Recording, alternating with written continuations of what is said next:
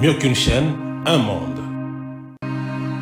RTGA, mieux qu'une chaîne. Nouvelle livraison sportive sur les ondes de la RTGA. Messieurs et dames, merci de nous avoir choisi. On commence cette édition avec les éliminatoires CAN Maroc 2025 où la RDC a enregistré une deuxième victoire des suites en battant les Tchopillons sur le score de 2-0. C'était à Dar es Salaam. Beaucoup plus de précision dans ce commentaire avec Martine Goto.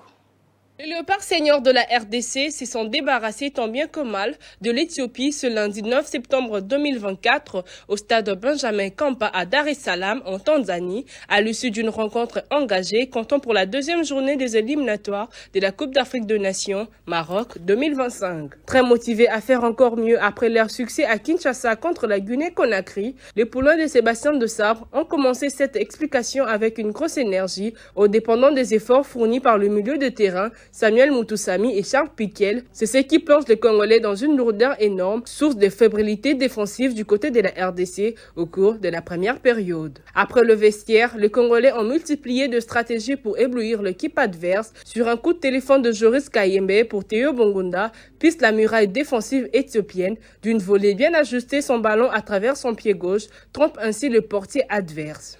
Quelques minutes plus tard, Mecha Kelia et Fiston Mayele remplacent respectivement Yohan Wissa et Samuel Essende, provoquant approximativement certains préjudices à l'Éthiopie. Mayele en profite et met aux dimensions convenables sur son coup de tête à la première minute du dernier quart d'heure, soit à la 76e minute, donnant ainsi l'avantage aux fauves congolais de remporter cette rencontre sur le score de 2-0. Soulignant que la RDC reste toujours en première position du groupe H avec 6 points en 2 matchs, elle va disputer la troisième journée le 7 octobre à Kinshasa et la quatrième journée le 15 octobre 2024 à Dar es Salaam face à la Tanzanie.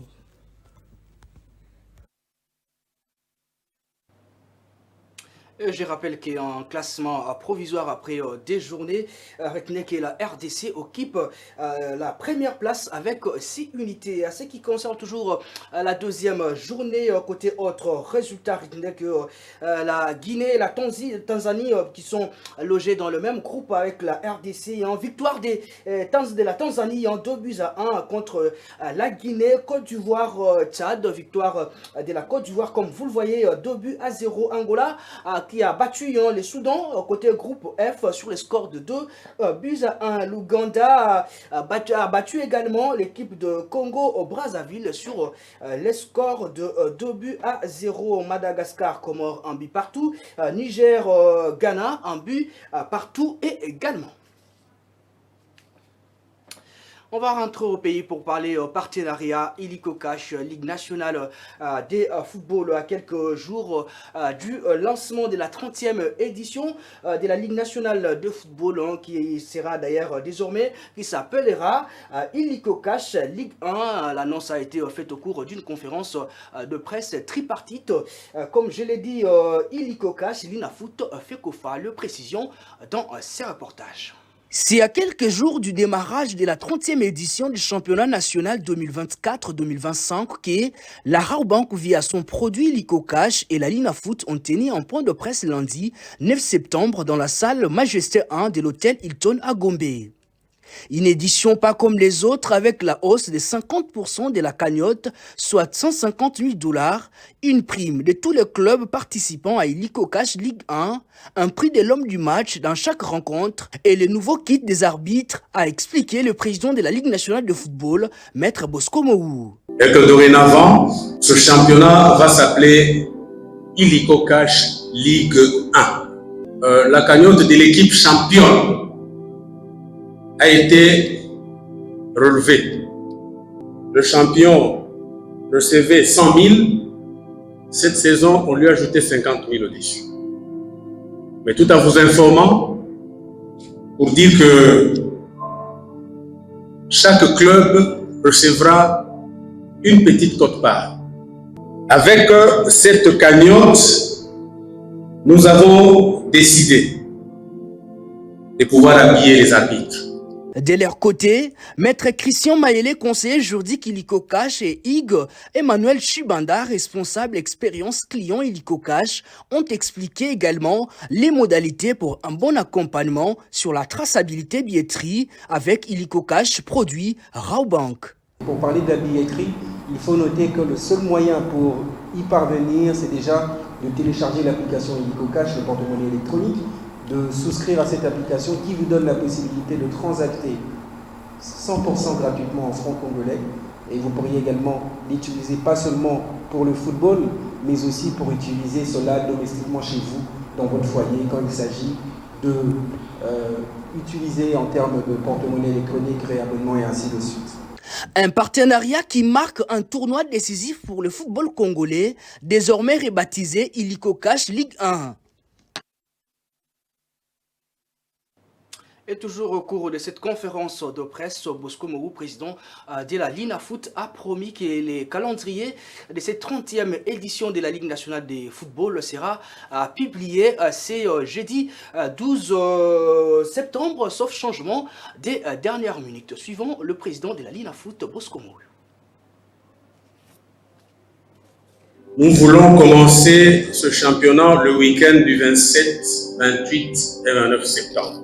Je crois que nous avons encore une marge de manœuvre pour la publication du calendrier qui va intervenir au plus tard le 12, en respect à la réglementation, 15 jours avant le début du championnat. Donc nous sommes encore dans le bon. Ce n'est pas aujourd'hui que nous avons dévoilé effectivement le calendrier, mais nous allons le faire, je crois, d'ici jeudi. Nous vous demandons donc de pouvoir souscrire à l'application mobile MyLinafoot et à l'application de Illico Cash. Il y aura aussi le prix de l'homme du match. Il sera pris en charge par Illico Cash. Et cela, dans les années passées, les saisons passées, ça ne se passait qu'à Kinshasa. Mais cette fois-ci, c'est dans toutes les villes où se joueront les matchs de la Illico Cash Ligue 1.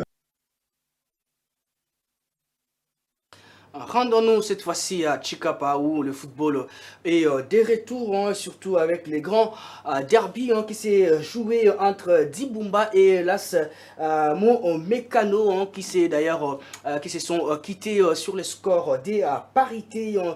Beaucoup plus de précision par rapport à cette rencontre côté football à Chikapa dans ses commentaires avec Martin Ngoto.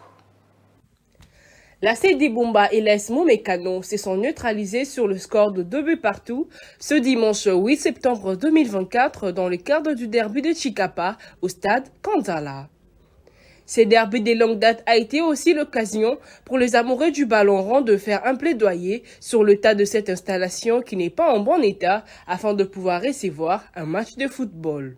Un groupe de supporters sollicite l'implication des autorités provinciales pour la réhabilitation de ces terrains sablonneux de la ville chikapienne. Merci pour le président Guy Mafuta. C'est vraiment ma casse pour la jeunesse. C'est vraiment ma casse. À soutenir le biso, à tirer le biso vraiment. Ah bon, c'est la biso terrain. Terrain na biso les amabe ma casse, les amabe. Peut-être que Djibouba a dans la ligue de. Ndé a robando ya mbela pe ba match na awa. Kana kin, pona nini bon hote. Awa pe to za terrain pe ba bongisa. À part na mitan bana Chikapa nyonso to le terrain, il faut ezala bien. Équipe na biso to za na club bien. Djibouba a za équipe ya Chikapa, mais akenda obeta na ba province mususu manque de terrain. To na terrain. Les Scorpions livreront un... Les Scorpions de la Dibumba et les locaux de l'AS Mécano ont réveillé le football de cette région du pays à travers un derby initié par le représentant de la jeunesse du président Guy Mafuta Kabongo. D'abord, nous commençons par remercier le président du club, l'honorable Guy Mafuta Kabongo, qui a un souci ardent de l'encadrement de la jeunesse. Le spectacle était très bon. Si vous remarquez, vous avez vu que pendant la deuxième mi-temps, nous avons joué pratiquement dans les camps adverses. Nous avons marqué à 2 reprises et ils ont répliqué. Nous sommes vraiment fiers de la prestation de nos joueurs. Nous félicitons l'équipe adverse, l'équipe de Mécano. Pour avoir amorcé les projets de réhabilitation partielle de quelques stades de la province et la prise en charge de frais d'inscription de tout le club de l'entente urbaine de football de Chikapa pour la saison prochaine, plusieurs dans l'opinion estiment que Guy Mafuta, président de la Dibumba, ne doit pas être le seul qui se soucie de l'avenir de la jeunesse du Kasaï et de Chikapa en particulier. Voilà pourquoi ils font appel aux autorités influentes dans le domaine sportif qui peuvent faire bouger les choses dans une bonne direction afin de voir le bout du tunnel. Changeons de chapitre pour parler cette fois-ci en basketball. Dans cette édition, le bureau fédéral de la Fédération des basketball du Congo qui dirige Maître Paulin Kabongo a présenté son rapport d'activité de la saison sportive 2023-2024 au cours de cette assemblée générale ordinaire organisée mardi 10 septembre au siège du comité olympique congolais. Les précisions dans cet élément. Une fédération sportive, une entité clôture sa saison sportive par son rapport d'activité. Nous avons organisé le championnat national qui est la Coupe du Congo. Nous avons organisé effectivement l'Assemblée générale de la fédération. Effectivement, c'est nous. Et que tous les points ont été adoptés à l'unanimité d'ailleurs. Et qu'à l'intérieur, nous avons eu à restituer les différents activités. Vous avez suivi que c'était une assemblée assez calme, où l'ambiance était cordiale. Je suis content, le rapport moral, administratif et tout consort, le rapport financier, le rapport de l'ensemble.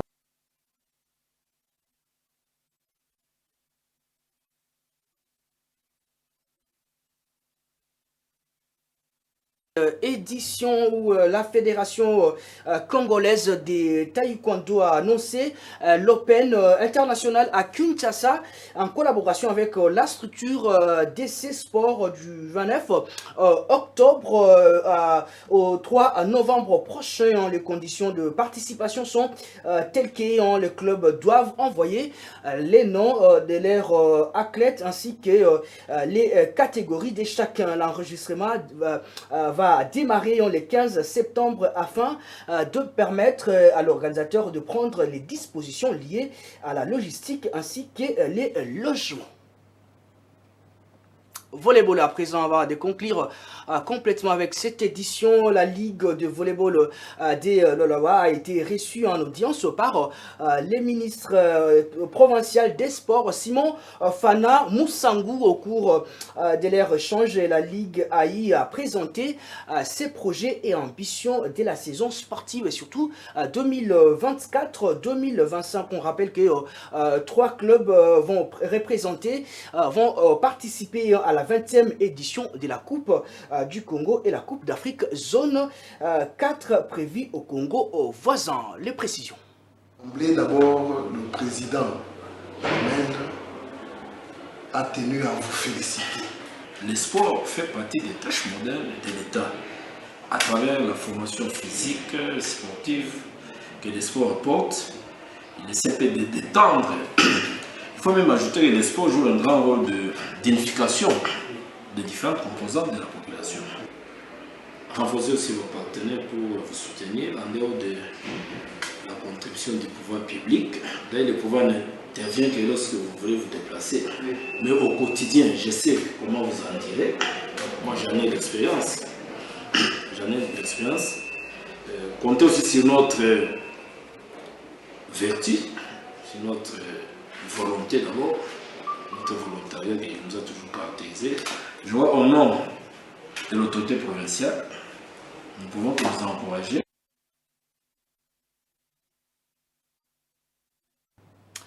Fin de votre journal de sport sous les antennes de la RTGA. Fiestambou, Michael Chuyo, Yannick Bilamou, Tali Tamboui et Martine Goto vous disent merci de nous avoir suivis. Bonne suite des programmes sur nos antennes. Au revoir.